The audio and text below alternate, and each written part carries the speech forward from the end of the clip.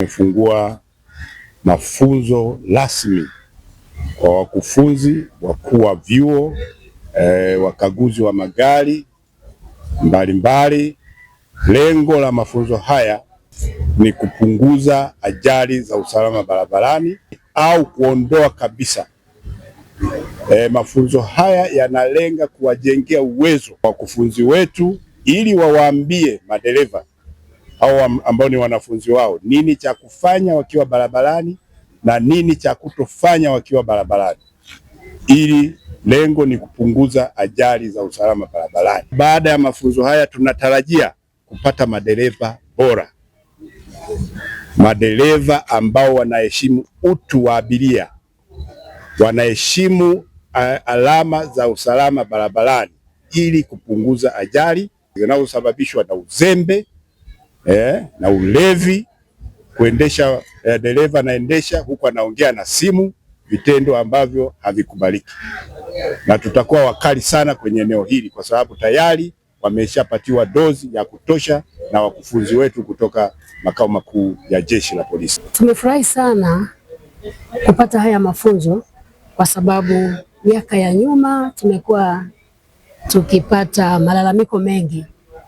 Tunawafundisha au tunawatoa vijana au madereva wakiwa wako vizuri, lakini utakuta tunalalamikiwa sana kwamba hatujawafundisha hao madereva. Lakini kwa sasa katika mfumo huu tunafurahi sana wamiliki wa vyuo, kwa sababu hawa madereva wakisoma watapewa maksi zao, lakini pia wataingizwa kwenye mfumo na maksi zao zikiwa zinaeleweka vizuri. Nashukuru sana serikali kwa kutupa nafasi sisi kama sekta binafsi kushiriki katika utoaji wa huduma hii. Ni kweli kwamba kwa kutegemea tu vyuo vya serikali na kwa wingi wa madereva walivyosambaa nchi nzima, ingeweza kuwa vigumu sana kufikiwa na kila chuo cha serikali. Kwa hiyo tunashukuru sana na tunategemea kwamba baada ya elimu hii ambayo ni muhimu sana, sisi wenyewe tunaenda kubadilika, tutakwenda kuleta ufanisi mzuri katika utoaji wa hii huduma. Kitu ambacho ni muhimu sana ni weledi. Kwa sisi kama vyuo vya binafsi kuwa waaminifu katika utoaji wa mafunzo, lakini pia katika kutoa certificate au vyeti vitakavyowezesha taasisi nyingine, mamlaka zingine kutoa leseni kwa madereva hao. Vyuo vyote vya mkoa wa Songwe vihakikishe vinatoa mafunzo thabiti na bila kukubali kumpitisha mwanafunzi yeyote kuwa dereva au kutoa vyeti ambavyo kwa watu ambao hawana mafunzo ya kutosha ya udereva, ili kujaribu kuepusha kabisa masuala ya ajali zinazozidi kuongezeka kila siku barabarani. Kwa sababu kikubwa hapa ni mifumo isomane kati ya shule au vyuo vya udereva na Jeshi la Polisi makao makuu, trafiki kuu, au kwa mtu yoyote akiingia kwenye mfumo anaona kinachoendelea. Mimi nikiingia kwenye mfumo nitaona shule za mkoa wa Njombe, wakufunzi wanafunzi waliosajiliwa na waliohitimu. Sasa tunapoelekea kwenye namna hiyo, hii inaondoa sasa ile ujanja wa madereva kwenda kununua vyeti mtaani, kwa sababu kuna wengine wanasema mimi siwezi nikasoma, nitafanya mbinu zangu nitapata cheti.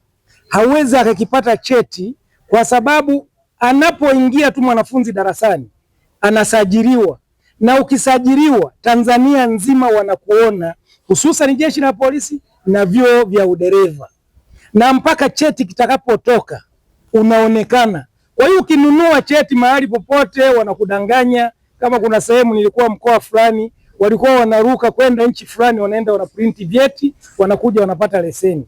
Hii sasa inakwenda kuondoa kuanzia kusajiliwa mpaka kuhitimu kwako, matokeo yako yote yataonekana na mpaka cheti chako. Rai yangu kwa madereva ni waombe wasidanganyane kwamba kuna vyeti vinauzwa. Utauziwa kanyaboya, utakapokuja tukiingiza zile namba kwenye mfumo hakisomeki, umeshaibiwa 500,000, milioni 1.